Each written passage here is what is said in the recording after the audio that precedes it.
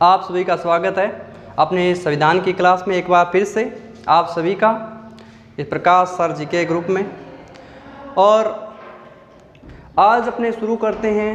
वैसे तो हमने अब तक जो बात की है प्रस्तावना तक अपने बात कर चुके हैं। अपने मूल रूप से मान सकते हैं कि संविधान का विकास की जो बात कर रहे थे वो कंप्लीट हो चुका है। अब हमारा संविधान, मूल संविधान कहें, वो शुरू होता है अनुच्छेद से। अनुच्छेद 1 भाग 1 से आज अपने शुरू है वो करते हैं। तो पहले भाग 1 में बात करेंगे कि भाग 1 क्या कहता है। तो कुल मिला कर अपने 22 भाग की बात करेंगे। उससे पहले 1 से शुरू करते हैं। तो भाग 1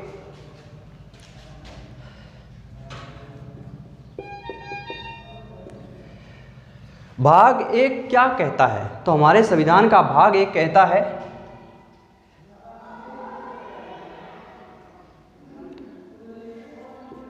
भारत एक राज्यों का संघ। कि भारत एक राज्यों का संघ है। राज्यों के संघ के बात आता है अपने भाग 1। तो राज्यों के संघ के बारे में क्या क्या विवरण मिलता है तो अपने देखेंगे इसमें। भाग 1 के अंतर्गत अनुच्छेद की बात करें तो अनुच्छेद आते हैं इसमें 1 से लेकर 4 तक।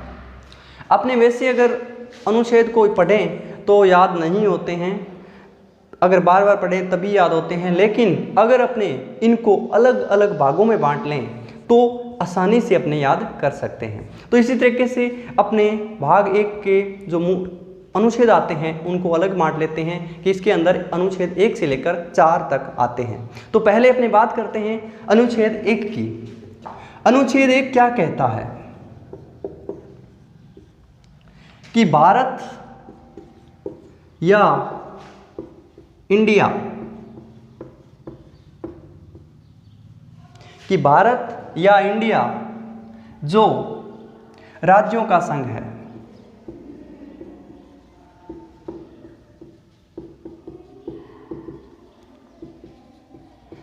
भारत या इंडिया, हमारे ना भारत के लिए 2 शब्द आते हैं यहाँ पर।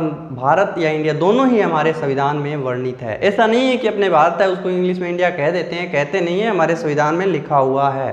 तो उसके बाद इसकी परिभाषा में संघ, राज्यों का संघ आता है। तो इस संघ में क्या परिभाषा आती है संघ की, संघ में क्या क्या शामिल है। तो इसी संघ की बात करें तो इस संघ की परिभाषा में वैसे तो यह संघ लिया गया है यूनियन, इसका अर्थ आता है यूनियन। और यूनियन शब्द हमने कहाँ से ग्रहण किया है तो वो बात आती है, हमने इसे कनाडा से ग्रहण किया है यूनियन शब्द। तो इसलिए यूनियन यानी संघ, इसकी परिभाषा क्या है, क्या मायने हैं इसके। तो इस परिभाषा में अपने शामिल करते हैं राज्य, कि हमारे कितने राज्य हैं। 29 राज्य हैं। इससे पहले मतलब अब 28 रह गए क्योंकि जम्मू कश्मीर को केंद्र शासित प्रदेश का दर्जा दे दिया गया है। तो पहले 29 राज्य, तो 29 राज्य, उसके अलावा केंद्र शासित क्षेत्र,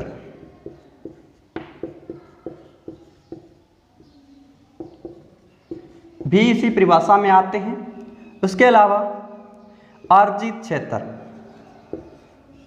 हम बाहर से अगर कोई भी क्षेत्र अर्जित करते हैं, कोई नया क्षेत्र अगर भारत में मिलाया जाता है, जैसे हमारे पड़ोसी देश पाकिस्तान, बांग्लादेश, चीन, नेपाल, भूटान, इनसे अगर कोई भी क्षेत्र भारत में मिलाया जाता है तो उसको भी अपने इस संघ की परिभाषा में शामिल करेंगे। तो इस यूनियन शब्द में यही आएगा। ये तीनों हमारे इस परिभाषा में वर्णित है, राज्य, केंद्र शासित क्षेत्र और अर्जित क्षेत्र। उसके बाद अगर बात करते हैं अपने नेक्स्ट, ये तो था हमारी परिभाषा में अनुच्छेद 1 भाग 1 के अनुच्छेद 1 में दिया गया है। उसके बाद नेक्स्ट अपने बात करते हैं अनुच्छेद 2 की। अनुच्छेद 2 कहता है कि अगर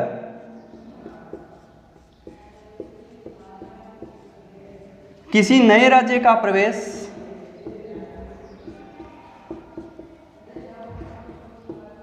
उसकी सीमा में परिवर्तन करना है,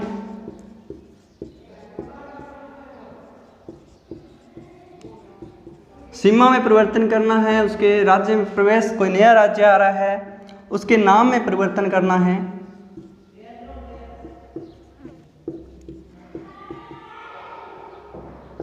तो ये सारे परिवर्तन है वो अपने करेंगे अनुच्छेद 2 के अंतर्गत। किसी राज्य का नए राज्य का प्रवेश है, उसकी सीमा में परिवर्तन करना है, नाम में परिवर्तन करना है, तो वो सभी परिवर्तन हैं वो किए जाएंगे अनुच्छेद 2 के तहत। ये तो आता है अनुच्छेद 2 में। लेकिन इसके बाद हमारा एक संविधान संशोधन किया गया जिसके अंतर्गत बात आती है अनुच्छेद 2A की। एक नया अनुच्छेद जोड़ा गया, अनुच्छेद 2A, और ये जोड़ा गया था 35वें संविधान संशोधन द्वारा 1974 में। 1974 में जोड़ा गया 35वें संविधान संशोधन द्वारा 2A। इसके तहत हमारे जो यूनियन या संघ जो शब्द दिया गया उसकी परिभाषा के अंदर एक नया शब्द जोड़ा गया जो था सह राज्य। पहले ये नहीं था, सह राज्य। और एक राज्य था जो था सिक्किम। सिक्किम को एक सह राज्य का दर्जा है वो दिया गया इस संविधान संशोधन के तहत, क्योंकि हमारे संविधान में केवल इससे पहले संघ के अंदर राज्य, उसके अलावा आरजी क्षेत्र और केंद्र शासित प्रदेश 3 ही शामिल थे परिभाषा में, और उस परिभाषा में अगर चेंज करना था तो उसके लिए संविधान संशोधन की आवश्यकता थी। तो वो ही संविधान संशोधन यहाँ पर किया गया अनुच्छेद 2A 35वां 1974 में सह राज्य सिक्किम को सह राज्य के रूप में शामिल किया गया। लेकिन उसी के बाद 36वां संविधान संशोधन हुआ 1975 में, जिसके अंदर सिक्किम को पूर्ण राज्य बना दिया गया। और जो हमारी संविधान की संघ की परिभाषा में सह राज्य शब्द जोड़ा गया था उसको इस संविधान संशोधन द्वारा हटा दिया गया। तो इस तरह से यह अनुच्छेद 2A जो है वो 36वें संविधान संशोधन के द्वारा विलोपित कर दिया गया या हटा दिया गया है। वर्तमान में हमारे संविधान में अनुच्छेद 2A नाम का कोई अनुच्छेद नहीं है। पहले शामिल हुआ था लेकिन उसको बाद में इस 36वें संविधान संशोधन द्वारा 1975 में हटा दिया गया। उसके बाद बात करें अपने नेक्स्ट अनुच्छेद की, अनुच्छेद 3।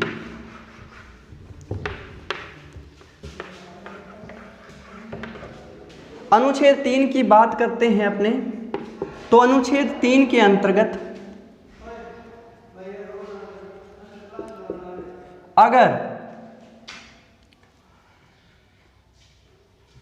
संसद को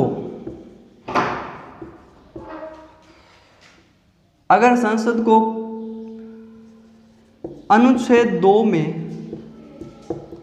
परिवर्तन करना है तो उसे साधारण बहुमत द्वारा कर सकती है। मतलब अगर अनुच्छेद 2 में अपने बात की है कि कोई नया क्षेत्र भारत में शामिल हो रहा है, नया राज्य बनाना है, उसका नाम परिवर्तन करना है, उसकी सीमा में परिवर्तन करना है, तो उसके लिए अनुच्छेद 3 में वर्णन किया गया है कि केवल साधारण बहुमत पारित कर लेने मात्र से ही उसमें चेंज किया जा सकता है। इसके लिए कोई विशेष बहुमत की आवश्यकता नहीं पड़ेगी। मतलब इसका अर्थ ये हुआ कि साधारण बहुमत से काम चल जाएगा, और लेकिन इसके लिए राज्य के विधानमंडल की अनुमति, जिस राज्य में अपने परिवर्तन कर रहे हैं उस राज्य के विधानमंडल की अनुमति आवश्यक होगी। उस राज्य के विधानमंडल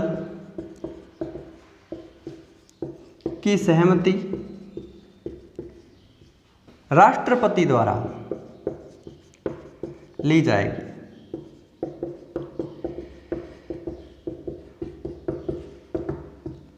और यह अनिवार्य नहीं है, यह ध्यान रखना, यह सहमति या राय लेना जरूरी नहीं है। राष्ट्रपति अगर उस राज्य विधानमंडल की अनुमति लेता है तो ठीक है, अगर नहीं भी लेता तो भी इसमें संशोधन किया जा सकता है। अगर राज्य की राय ली जाती है और वो राज्य सहमति नहीं देता है परिवर्तन करने में, फिर भी संसद साधारण बहुमत के आधार पर अनुच्छेद 2 में चेंज कर सकती है। यह संसद के पास शक्ति होती है। लेकिन यह पूछा जाता है, यह कह सकते हैं इसमें दिया गया है कि केवल राय लेनी चाहिए, लेकिन कोई अनिवार्य नहीं है, ऐच्छिक है ये। तो ये आ गया इसमें अनुच्छेद 3 में।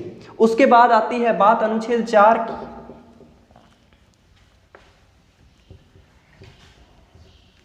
तो अनुच्छेद 4 ये कहता है कि अनुच्छेद 2 व 3 में जो भी परिवर्तन किया जाएगा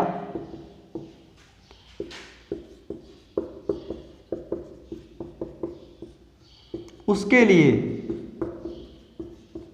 संविधान संशोधन करने की आवश्यकता नहीं है। संविधान संशोधन करने की आवश्यकता नहीं पड़ेगी।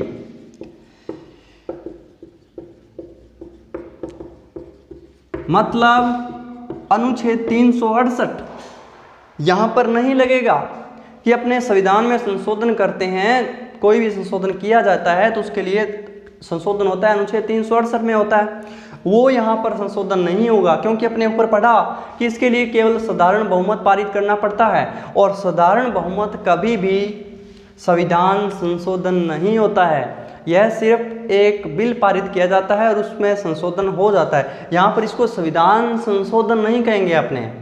तो इस तरह से इसमें 368 में कोई चेंज नहीं होगा।